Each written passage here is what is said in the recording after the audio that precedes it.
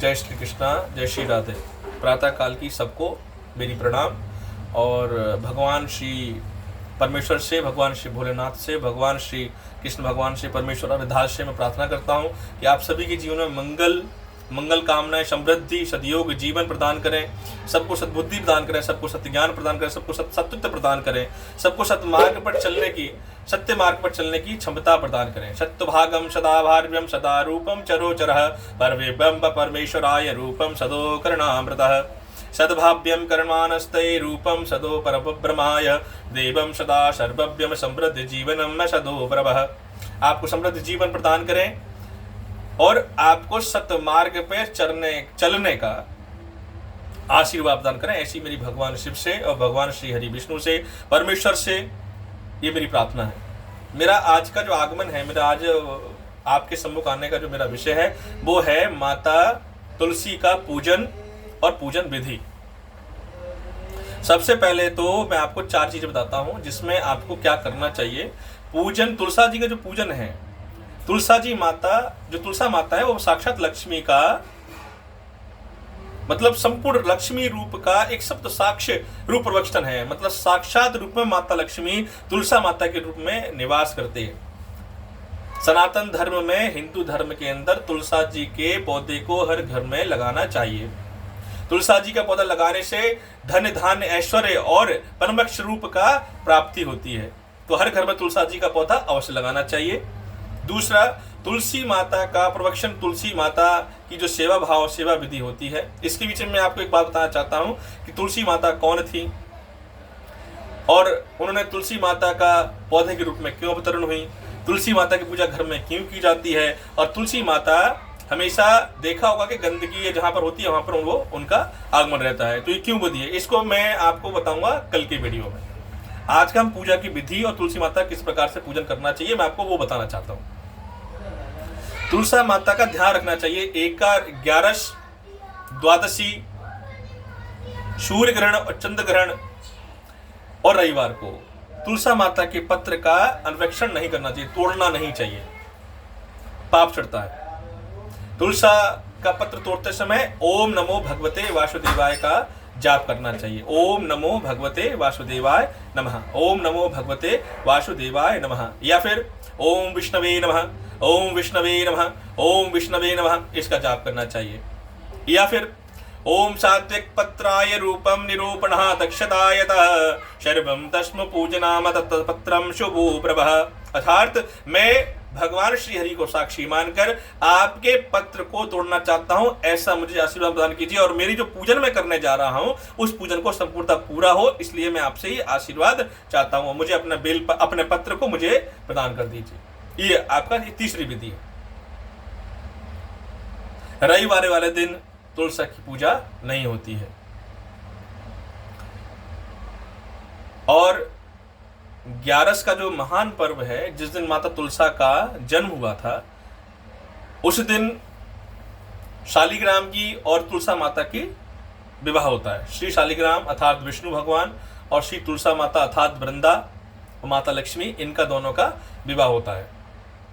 और 11 वाले दिन जो एकादशी होती है उसको व्रत करने से और उसका पूजन विधि करने से आपको धर्म कर्म की प्राप्ति होती है, आपको सतमार्ग कर्म से प्राप्ति होती है, इसलिए उनका पूजन किया जाता है। द्वादशी माता लक्ष्मी का, माता तुलसी का द्वितीय रूप प्रदान होता है, अर्थात उनको बाल अवस्था में द्वितीय दिन होता है, तो इसलिए द्वादशी वाले दिन उसको पत्र को नहीं तोड़ना चाहिए। पूजा विधि संपन्नता ये है कि माता तुलसा को पूजन करते समय एक तो सुबह और शाम पूजन करना चाहिए। अगर आपने तुलसा जी को अपने घर में रखा है तो सुबह और शाम तुलसा का पूजन करना चाहिए, तुलसा माता का पूजन करना चाहिए। सुबह धूपबत्ती और दीपक अर्घ्य देकर जलाना चाहिए। दूसरा, साथ में जल, अगर आपके घर में जल है, जल के कुछ बूंद उसमें डाल लीजिएगा और उसका माता को सिंचित कीजिएगा, तुलसा माता को। और ये ध्यान रखिएगा कि जल अधिक भी ना हो और जल कम भी ना हो। तो जल का सिंचन करते समय क्या करना चाहिए? ओम नमो भगवते वासुदेवाय नमः, ओम नमो भगवते वासुदेवाय नमः, इसका जाप करना चाहिए। कितनी बार करना चाहिए जाप? मिनिमम 11 बार, और अधिक से जितना आप कर सकते हैं उतना कीजिएगा। तो 11 बार तुलसा को जल अर्पण करते समय उनका जाप करना चाहिए। सबसे महत्वपूर्ण होता है तुलसा माता का जो स्थान होता है वो ऐसे स्थान पे होने चाहिए जहां पर आपका अन्वेक्षण या फिर ऐसी कोई चीज ना हो जहां पर वो अपवित्र रूप में वासन करें। इसलिए तुलसा माता को हमेशा घर से बाहर रखना चाहिए और कोशिश करें कि वहां पर जूते चप्पल झाड़ू पोड़ा बस इस तरह का चीजें प्रवेशन ना हो। तो तुलसा का जो स्थान होता है वो ईशान में होता है। ईशान एक दिशा है। ईशान जैसे 10 दिशाएं होती है ना, उसमें से एक है ईशान दिशा। ईशान पूर्वोत्तर, उसमें तुलसा माता का स्थान होना चाहिए, उसका महत्वपूर्ण है। इन चीजों का ध्यान रखना चाहिए। उसके बाद में संध्या के समय में भी आपको जल अर्पण नहीं करना, आपको धूप और दीपक जलाना है। दीपक जलाने का सबसे पूर्णतः आपको बताता हूं, दीपक में घी का दीपक हो, घी के दीपक में हल्के से काले तिल डाल लीजिएगा और कपूर डाल के और दीपक जलाइए। कपूर साध्य का प्रतीक होता है, तो आपके जीवन में जो भी असाध्य चीजें होंगी उनका विनाश हो जाएगा।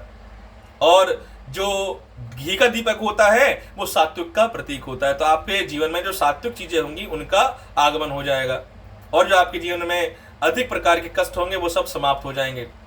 तुलसा माता का पूजन विधि करने से जीवन में समस्त सर्व साध्य कार्य सिद्ध हो जाते हैं। तुलसी माता का सेवन हृदय से करता है। देखिए, पूजन करना और हृदय से करना दोनों में अंतर है। अगर आप सिर्फ एक फॉर्मेलिटीज के लिए पूजा करेंगे तो पूजा कर तो लेंगे लेकिन उसका पूजा का फल आपको नहीं मिलेगा। लेकिन अगर पूजा आप हृदय से करते हो तो बड़े एक क्षण की भी करते हो तो वो आपकी पूजा स्वीकार हो जाती है। तो इसलिए जब भी पूजन करें वो पूजन विधि के साथ में करें। दूसरा, मैं आपको एक सबसे महत्वपूर्ण योगदान बताता हूं, जिसके अंदर में मान लीजिए आपके घर में अनहित अनिष्टक कार्य चल रहा है, मान लीजिए घर में लड़ाई है, कला है, कर्मष्टक कार्य है, तो उसका एक मैं आपको बहुत अचूक बाण विधान बताता हूं। अचूक बाण क्या है कि जो पीपल के पत्र होते हैं, पीपल के पत्र आप ले लीजिए, पूरी तरह स्वच्छ होने चाहिए, पूरी तरह से पूर्ण होने चाहिए, मतलब कोई खंडित नहीं होना चाहिए। तो पीपल के टोटल 6 पत्र लीजिए, पत्ते जो होते हैं पीपल के 5 ले लीजिए, 6 ले लीजिए। और जो पान के पत्ते आते हैं उनको 5 ले लीजिए। तो 5 और 6 11 हो गए पत्ते, मतलब 6 पीपल के पत्ते और 5 पान के पत्ते। इनको एक माला में कंठित कर लीजिए, माला बना लीजिए। इनको एक बंधन बार होता है ना, इस तरीके से उसको बना लीजिए। और बनाने के बाद अपने जहां पर बिजनेस होता है, जहां व्यापार होता है, अथवा आपके घर के बाहर इसको टांग दीजिए। जो पान का पत्ता होता है वो भगवान श्री हरि के सात्विक का प्रतीक होता है और जो पीपल का पत्ता होता है भगवान श्री हरि का पीपल के पेड़ में वास होता है। तो इसलिए सात्विक रूप से जहां पर भगवान श्री हरि का वास होता है वहां पर क्या होता है, अलक्ष्मी का वास नहीं होता है, वहां पर लक्ष्मी का वास होता है। जहां पर श्री हरि भगवान जाते हैं तो अलक्ष्मी साथ में लेके जाते हैं। तो आपके घर में कोई अनविष्टक शक्ति होगी, कोई घर में गलत क्रिया विधि होगी, तो क्या होगा, वो घर के बाहर प्रस्थान करेगी, घर के बाहर चली जाएगी। तो ये आपको क्या करना है, मिनिमम 11 शनिवार करना है, मिनिमम 11 शनिवार, और जितना अधिक उतना कर सकते हैं। तो 11 शनिवार वाली विधि कर लीजिएगा और उसके विधि करने के बाद फिर मुझे बताइएगा। मैं आपको 100% नहीं 500% भरोसा दिलाता हूं कि जिस दिन आप ये विधि करेंगे तो विधि करते समय आपका कल्याण होगा, आपके घर में सुख शांति समृद्धि का आगमन होगा, आपके घर से कलह दूर हो जाएगी, आपके जीवन में कोई कलह नहीं होगी और जो जीवन में शांति मिलेगी, शांति की अनुभूति मिलेगी, और शांति किसी प्रारूप से अधिक मिलेगी। आपको शांति प्रारूप, आपको शांति का आगमन आपके जीवन में हो जाएगा, आपका हृदय शांत रहेगा, मन चित्त शांत रहेगा। ये बहुत कल्याणकारी है। तो आप इस विधि को कीजिएगा। इस विधि को करने से आपको स्वल्प पक्ष और सत्यबुद्ध ज्ञान का और सत्य कर्म और धन धान्य और ऐश्वर्य की आपके घर में प्राप्ति आना चालू हो जाएगी। इस विधि को कीजिए 11 शनिवार, इस विधि को आपको करना है 11 शनिवार। इस विधि को करेंगे तो आप देखिएगा आपके जीवन में सिर्फ कल्याण ही कल्याण होगा, समृद्धि ही समृद्धि होगी, सुखदान ही सुखदान होगा। ये मेरी विधि भी है, ये अचूक बाण है। इस अचूक बाण को आप करके देखिएगा। तो आज का मेरा जो विषय था माता तुलसा का पूजन, और दूसरा जो मैंने आपको विधि बताई है, इस विधि को आप कीजिएगा। मैं पूरे यकीन से कहता हूँ और मैं जो भी बात बोलता हूँ प्रत्यक्ष के साथ बोलता हूँ। मैं किसी कहीं भी बात पर या किसी चीज़ पर बिलीव नहीं करता हूँ। मैं हमेशा वही बात कहता हूँ जिसका मेरे जीवन में या मेरे परिवार अगर जीवन में जिनका आगमन और अनुसरण करते हैं, उसी जीवन को मैं विधिवत आपको बताता हूँ। तो इस आप विधि को कीजिएगा, आपका कल्याण होगा, आप सद्भाव होगा। भगवान श्री हरि, भगवान विष्णु, भगवान भोलेनाथ आपको सदा कृत करते रहें। आपके जीवन में सुख, समृद्धि, शांति, परिरोक्षण और मोक्षण की प्राप्ति हो। आपके जीवन में सुख समृद्धि इस प्रकार से आवे जिस प्रकार से एक शीतल जल पीकर मनुष्य को एक शांतिपूर्ण वृक्ष की तृप्ति हो जाती है, उस प्रकार से आपके जीवन में सुख समृद्धि का आगमन हो, ऐसी मेरी भगवान से प्रार्थना है।